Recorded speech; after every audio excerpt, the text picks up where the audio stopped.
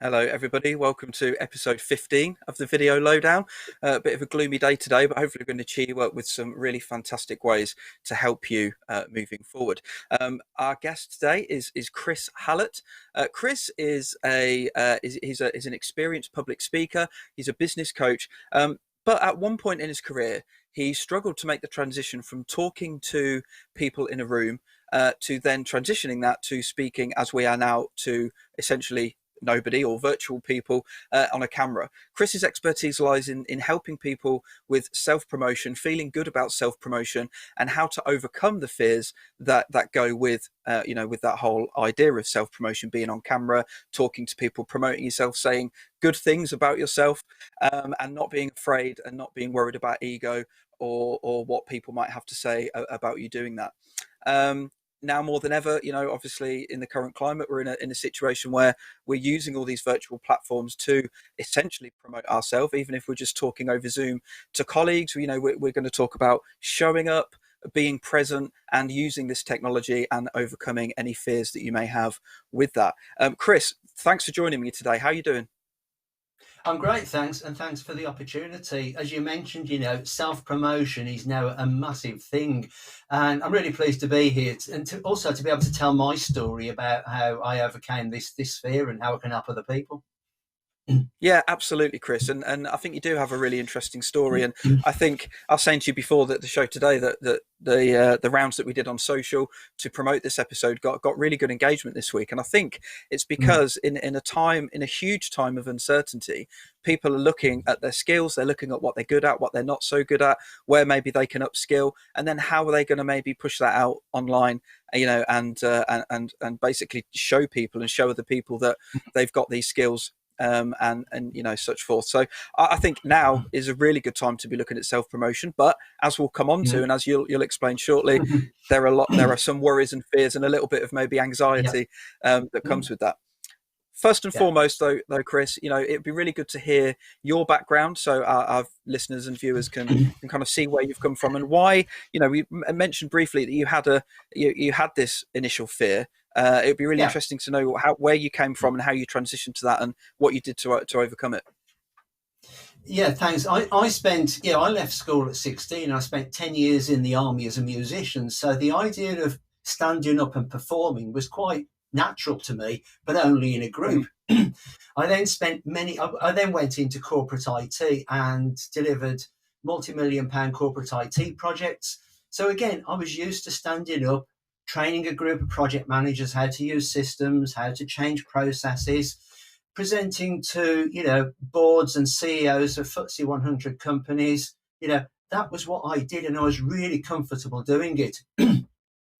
And I moved into the coaching world. I was doing projects as a freelance consultant, and I got headhunted, if you like, to run as an MD to run a local startup company. And this guy who owned the company, I was absolutely devastated when he turned around and said, "I want you to work for 6 months for free or leave." So I left. Yeah. So good shout. It was devastating. So this is the point where I actually decided to change what I did. I sought the help of a life coach. And it's interesting, you refer to me as a business coach. I'm not what I call a traditional business coach, because I merge between sort of life coaching and business coaching. It's that sort of grey area, if you like. Yeah. But I went to see a life coach who exposed me to the world of NLP, hypnosis, and all those things. And first of all, I got rid of this mindset that I was no good and useless because of what this guy had sort of told me. I was so knocked out by it. I thought, I've got to go and learn how to do this. And so I actually then did all the practitioner training, the master practitioner training. And I went to all the networking meetings, and I was on, if there was an opportunity to do 10 minutes, I'd stand up and I'd do it absolutely fine. And then I came to speak to a camera and did my first webinar. And it completely freaked me out. Because first of all, I'm used to speaking to a group of people, and there was nobody there. Yeah. I couldn't see anybody. Yeah. You don't get that feedback, do you? There's no instant feedback. No, and it was this me, just talking to a camera, and I just couldn't cope with it. And it was actually when I did my master practitioner training in NLP, the trainer David called for a volunteer, so I was up there. He said, what's the problem? I said, I've got this fear of speaking to cameras. So he used a process which I now use called timeline therapy. So I actually overcame this fear, sat on stage in front of 20 people, and to prove it worked, he got his iPad out and said, right, go live, speak. So there's the proof that it worked. And, it's enabled me to move forward and do things like this, whereas, it's probably 10 years ago, I could have never coped with doing this, even speaking Yeah. one-to-one on a camera, let alone, doing a set of slides, and it's completely revolutionized my life. Wow. Wow. That's a big statement, revolutionize your life. But I think we hold on to a lot of, not just with the self-promotion thing, but, as humans, we hold on to a lot of fears and anxieties that can be difficult to let go of.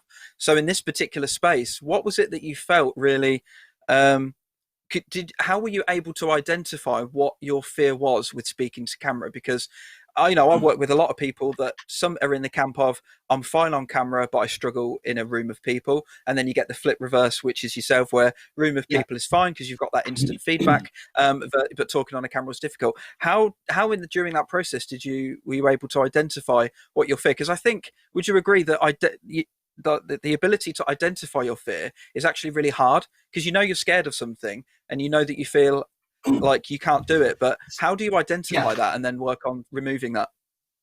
So what a lot of people do is, so for example, I've just signed and working with 2 clients who all came to me because they said, I've got a fear of public speaking.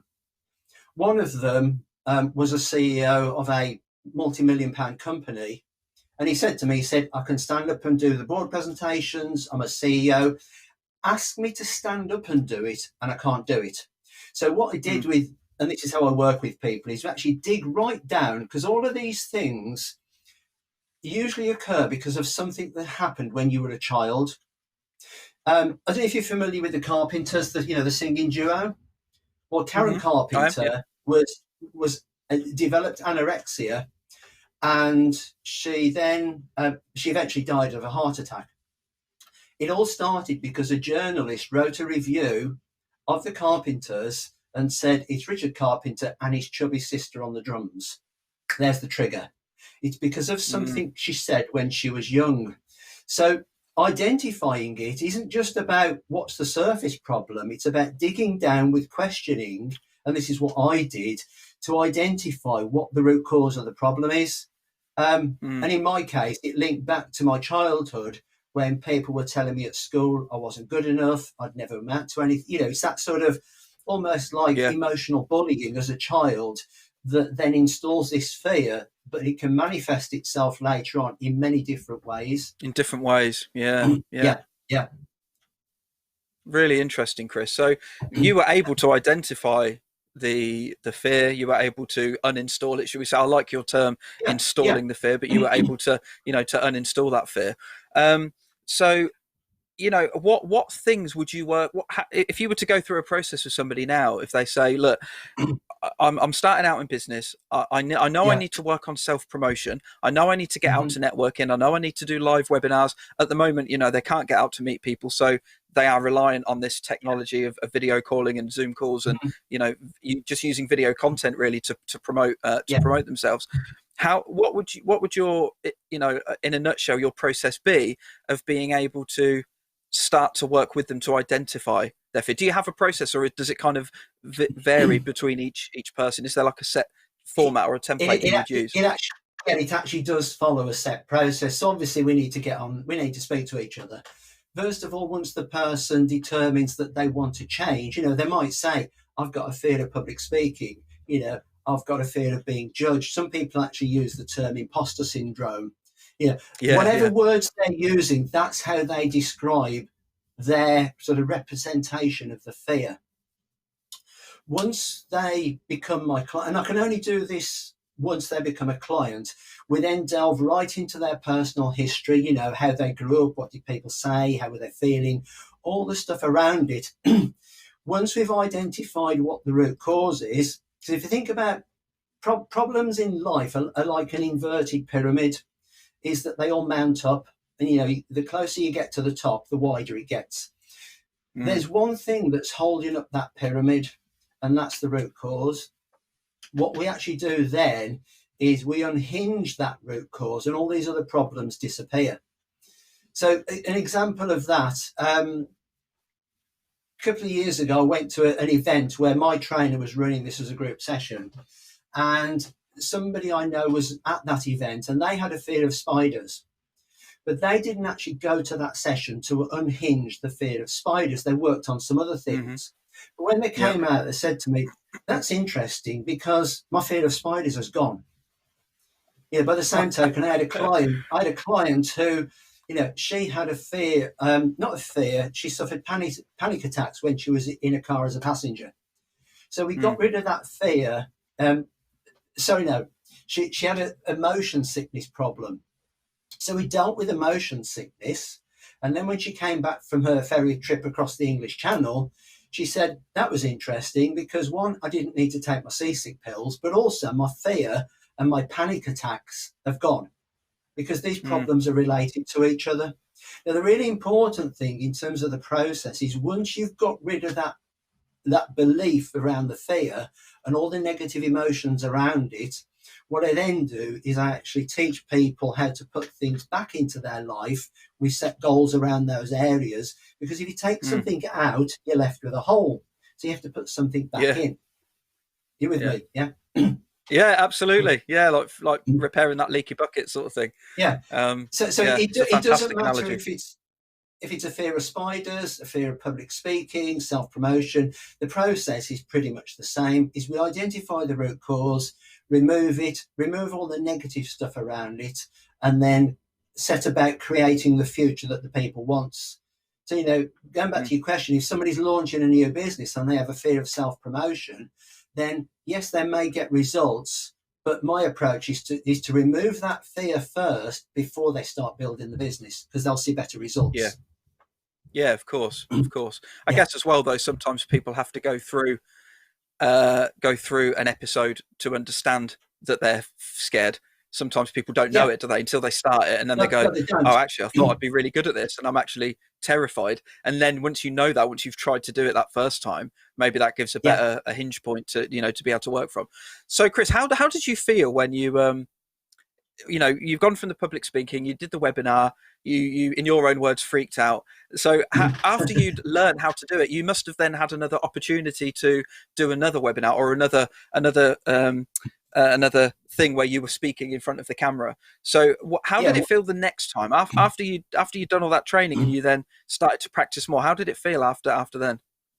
So it's like the flip side of a coin. So when I realised I had this fear, it was completely disempowering. And then the flip side is empowerment. And I built a 5-module training program, which I delivered. This is quite a few years ago, delivered through a series of webinars, doing it from a hotel room because I was working in Yorkshire, and just being able to do it and get on and help people. It was just completely empowering. And the feedback I got was absolutely phenomenal, and this is going from very dark days to, hey, I can now do this stuff. And there's a lot of people will face a similar problem, but they'll probably think that they can't actually fix it. Now, what a lot of coaches will do is tell you the more practice you get, the better that you become. And the big problem is that if you have such a fear, by practicing it without removing the fear, what you're actually doing is you're actually further embedding the fear and you're getting better at doing the fear. That's a really interesting topic there, Chris, because the presumption is that we'll just keep practicing, you'll get better. You just keep practicing, you get better. And some people will be able to do that with no fear and will get really good at it really quickly. But what you're saying is that if you do have an installed fear, maybe that you don't know about, that actually is, that is getting in the way, then you can work on that and overcome it. But you need to uninstall that fear first. So that's really, really interesting. it's a little bit like golfers. You know, if you watch golf on television, you'll see a pro golfer and he'll make a really bad shot. So what he'll do, he'll stand there and he'll re-practice the shot. But what he's actually doing is practicing the bad shot. What he should do is leave it, then get help from his Yeah. coach to work on the right shot. You know, and that's how the mind works. Is you're actually practicing a limiting belief or a fear or something negative. Yeah, it's really interesting stuff, Chris. So, what did you decide that you wanted to help people after realizing how powerful it was for you, or were you already on the journey of helping people and this was just an obstacle that you overcome? I was sort of, because I was doing two things at the same time. I was still working in corporate IT project management as a freelance consultant, and the coaching world was something I did separately. And then I realised that that's how I wanted to spend my life. And I actually developed, my mission is around helping other people get better in their businesses. So it was then a transition from stopping doing the sort of project management stuff and then immersing myself full time in this coaching world. Fantastic. So coming on to the use of video, like we're doing now, you said obviously at one point you would never have been able to do this 10 years ago, and now it's all the rage. Everyone's talking to everybody on podcast, video podcasts, over video calls, calling their family, calling their clients. So if you've got somebody that's wanting to do this type of self-promotion, let's go back to self-promotion for a minute. What does that mean to you? Like, self-promotion is quite a bit like the term marketing. It's a very broad and varied term that means a lot of different things. So self-promotion in the type of work that you do when you're helping people self-promote, how would you define that? So this is anything where you are talking publicly, or when I say talking, I mean video, audio, text, about you and your services. Your message. Because some people are absolutely cool with doing a Facebook Live, but ask them to post their origin story on LinkedIn or somewhere, then they won't want to do it because of the fear of what people might say about it. I've actually got engaged with a person at the moment. She's actually a champion in her sporting field, but she had this fear of writing her origin story and posting it out on social media. Did she do it? Did you help her with that, and she did it? No, she's done it. She did well. She's not a clone. She's just somebody I've engaged with. So she's actually done it. And of course, what happens is people go, "Wow," and they're incredibly supportive. There are some negative numpties out there, but we can. Of course, but it really is, so it's anything to do with you getting your message out. And even people who might have spent a lifetime marketing a brand, ask them to speak about their own business. That's a different story, and they're reluctant to do it. And I think that comes back to your the term that you used earlier, imposter syndrome, which I've heard a lot before, where you're just basically packaging up your experience and your skills and what you do in an attractive way to others. Now, that's not a bad thing, I don't think, and I don't think there's anything wrong in doing that, providing it's done, sensitively or appropriately. And I think that this whole thing around self-promotion is never, I'd probably say right now, middle of September in 2020, probably has never been more important, because whether you're vying for a new job, whether you've unfortunately been made redundant, or in a situation where you want to start out on your own, the ability to get out there and let people know who you are and what you do, I don't think has ever been more. I think before it was almost, I think we said this the other day on our pre-episode call, that actually it was before, it was like an optional thing, like an optional extra, but now it's almost mandatory. It's necessary for you to have the skills to be able to put yourself out there online, self-promote, so other people can see you and become visible. Well, there are companies now, you mentioned about getting a new job. There are recruitment companies now who are doing video interviews so that they can then send the video to the client, because they can't meet people. Even if you're looking for a new job, if you can't speak to a camera, either on your own or like we do, one-to-one, you've got a massive problem, because I think this will be the way that people do interviews. There's going to be more and more video interviews. It's the way of the world now. The genie's out the Yeah, it box. is for sure, because you can do, yeah, that's right. And I don't think we're ever going to go. I think in time, once we've kind of got through this, it may be in the next year or so, I don't know, but I think we'll go back to, we'll certainly reintroduce the ways of working before and the ways of Yeah, communicating with people. But I think this stuff, now people realize how important it is, how cost effective it is, how yeah, time saving effective it is, even those two things alone. It's definitely going to be here to stay. So definitely. performance, Chris, now you've got quite an Yeah, interesting, we're moving a little bit onto the, we've talked about self-promotion, but when we're talking about yeah. performing in a public space, now you've got a bit of experience with that, haven't you? I believe we've got a picture of what it is that you do Yeah. alternatively. Talk to me about this, Chris. What is this? What's going on? So I can't remember. It's about 12 years ago. I got involved in the world of medieval reenactment. So, Wars of the Roses stuff. Around period we do is around 1475. And if I Yeah. remember right, that picture was taken up at Bosworth. Sorry, not Bosworth, Bolsover Okay. Castle in Derbyshire. Mm-hmm. And so we turn up with all the medieval gear and we live medieval life for a weekend. And Wow. one of the things I've always done in that, I mean, that shows me in armor with sword and stuff, posing for the camera. But I do archery, and it was a couple of years ago. So we set our new medieval household up. There's about a dozen of us, and so I found myself as the archery captain. And our secretary said, "Well, we're going to do an arena display of archery. You'll do the talk, won't you?" So again, public speaking, there's about 1,000 people lined up on the barrier who have all paid to see this event. The only thing I have is a line of archers, a microphone, because it's medieval. I can't have props. There's no flip charts. There's nothing to support you. It's just talking Yeah. through the archery demonstration for 20 minutes or so. It's wonderful. It's fantastic. That is How did you get how did you get into that?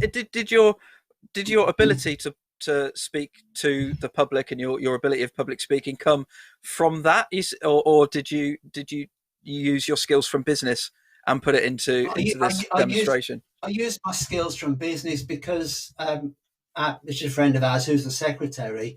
She said, "Look, you're good at speaking on stage, and she knows what I do in business." She said, "You'll do all the archery talk, won't you?" But even when people come around the camp, if you find yourself, I'm sat there actually making and fletching arrows with a group of 20 people who are all questioning about the technique and how did you do it, like you did, So we got into this by going to some events, and we got to know a couple who make medieval costume jewellery, and they actually introduced us to it and got us started. And you just thought, might as well give it a go. Yeah, it must be hot in all that gear. It must be boiling in that gear, man. I don't fancy that myself. It is hot, and it is exhausting. But you get to stay in some fantastic castles for a weekend for free. Wow, for free, for real. Well, we don't pay apart from the investment we've made in equipment and the travel costs. Yeah. Well, if you need a jester, mate, anytime. I'll come over as a jester, courtyard jester. I'll come over for a free weekend. That sounds fantastic, mate. That's an excellent string to your bow, I think, because that's like proof in the pudding. It's not just talking in business arenas where you're interacting with people on a completely different topic and completely different aspect. Oh, yeah. It's really, really, really good.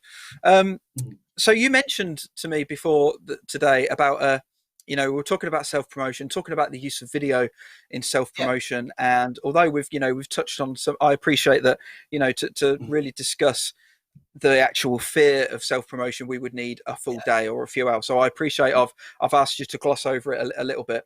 But you mentioned about a client of yours that had won a video challenge.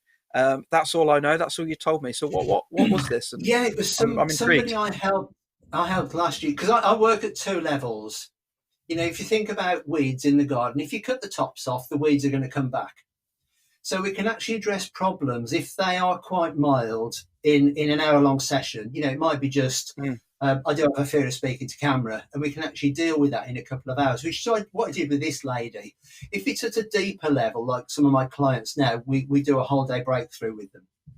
So this lady asked for my help. I believe at the time she was working for a local council and wanted to start up her own business. So I helped her over this fear of speaking to camera. And she came back to me and said, in one of these Facebook group challenge things, she actually won a prize for putting out the best Facebook Live. She's actually now gone on to develop her own signature program around public speaking. Oh, wow. That's fantastic results. That's fantastic. Yeah, that is results. And then at the same time, one of the other people who, again, is a business coach that had a fear of speaking to camera, he now runs a Facebook group and regularly does Facebook Lives with a group of, a dozen, 20 people, all there on Zoom, talking away and doing his presentation stuff. It's really, really good. And that's credit to you as well, Chris, your ability to work with them at the level that's needed, isn't it? Because you said there's two levels. Some people might not have a deep-rooted anxiety or fear about self-promotion. No. It might just be a like you said, a surface one which they can manage and overcome, and they can just crack on and do it. But I suppose that's what you're there for, to help them identify that.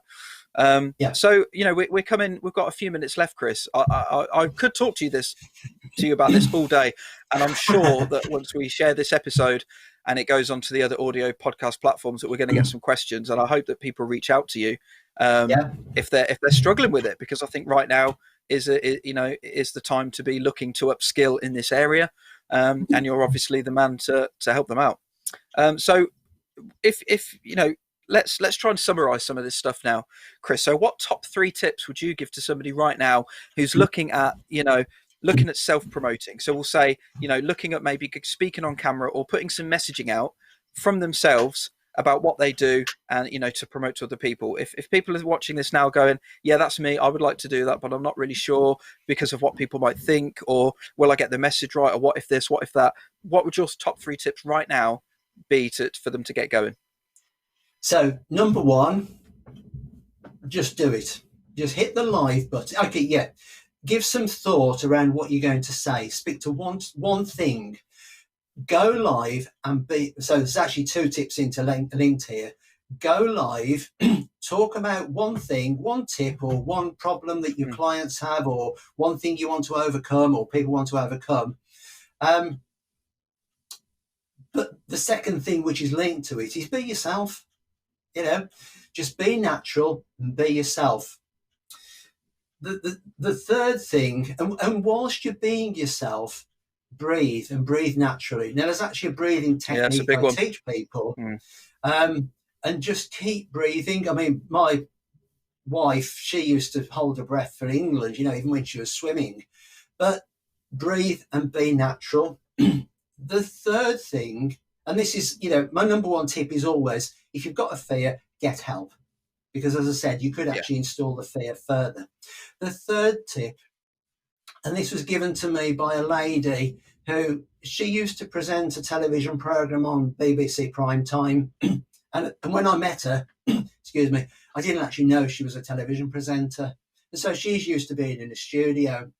And she said to me, what to do is put a picture just above your camera of either, if you say you want to promote your services, put a picture of somebody that's familiar, your boyfriend, girlfriend, son, daughter. Yeah. Speak to them, or put a picture that represents your ideal client that you're going to talk to and engage. That's a great idea. Yeah.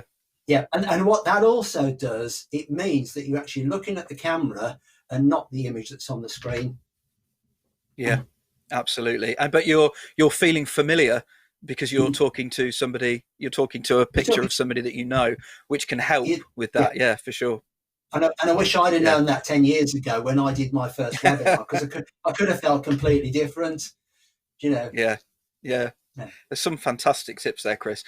Listen, thanks. So if you got any workshops, anywhere you would like to direct people where they can find out more about what you do, any programs, anything that you've got coming up that you want to share with the audience? The best thing to do, because I'm not running group programs this side of Christmas.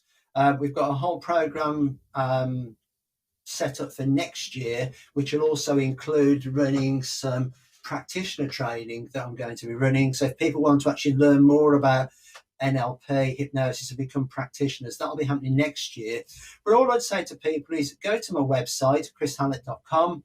There's a button on the top that says let's talk. Book a call with me and let's just talk.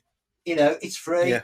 There's no sales pitch, because at the end of the day, you have to bring a problem to me and see if I can fix it. This isn't selling widgets and laptops and stuff. Let's have a conversation, because also you might think the problem is one thing, but it's actually something else. And we'll use that time, and it's an open, within reason, it's a 30 minutes to an hour call, just to have a conversation and find out what's stopping you from hitting your goal in life to promote your business. Because you might think it's public speaking or self-promotion, but it actually could be something different. So just go to my website and let's have a conversation. Fantastic, Chris. Well, I really hope people do. I think it's been really insightful and fascinating speaking to you. I think you're a hell of a character. You've got a lot of experience under your belt. You've got the medieval stuff. When are we allowed to say about the medieval thing that you might do? The video. Yeah. I've said it now. Yeah. You said it, it's out there. You can't stop it now. It's out there. It's live. Yeah. Now, even if I've done the helmet, I'll do something. Yeah. Yeah. Make sure you keep me posted about that. I'd like to see you doing a serious business Zoom call in a medieval gear. I think that'd be pretty sweet. I've really enjoyed my time with you today, Chris. I really appreciate you taking the time as well. Thank you. Considering the circumstances, a lot of us are still very busy and working hard to promote what we do and getting the messages out there. So I really appreciate you taking the time. Let's catch up. Let's catch up soon, and keep me posted about that medieval video. I will do. Yeah. Thanks, Chris. Cheers. Thank you. There we have it, guys. Episode 15 of the Video Lowdown. Chris Hallett. Really, really interesting one. This one, I think. I think one of the more resonant ones of during this period of time that we're in at the moment. I think Chris obviously comes with a wealth of experience. If you have any, this isn't a salesy, pitchy podcast, but it sounds like if you've got any thoughts about being unsure about how to promote yourself online, or you've got any fears that you think you might have, or something that's just stopping you from doing it, you should definitely get in touch with Chris. What harm can a 30-minute call do with somebody that might be able to help you long term? Thanks for listening, or thanks for watching today, should I say. I'm getting the two confused now. Now we're on YouTube and Spotify and Apple Podcasts and all the rest of it. This episode will be live on Spotify and Apple Podcasts tomorrow. And so you can check it out there if you'd prefer to listen to it. Obviously, it will be live on the channel later on today on YouTube. Please subscribe if you do. If you watched 2 weeks ago, episode 13 with Faye. If you watched that, and I set myself a goal of hitting 200 subs by Christmas. I've got 10 in the last week, which is fantastic. So people obviously do care about the content and are willing to invest in a subscribe for me, which is amazing. And I thank you, thank everybody for doing that. So if you're watching this and you enjoy the content and looking forward to seeing more, please do subscribe. You can check out all of episode 1 to 14 on YouTube, Spotify, Apple Podcasts, and the rest of it. So that leaves me just to say we'll be back next Wednesday at 10, and we've got a special one for you next week. A really, really different take, I think, on this platform, but I think you're going to really enjoy it. Stay tuned. Please subscribe, leave some comments, get involved, and have a good week. I'll see you next week.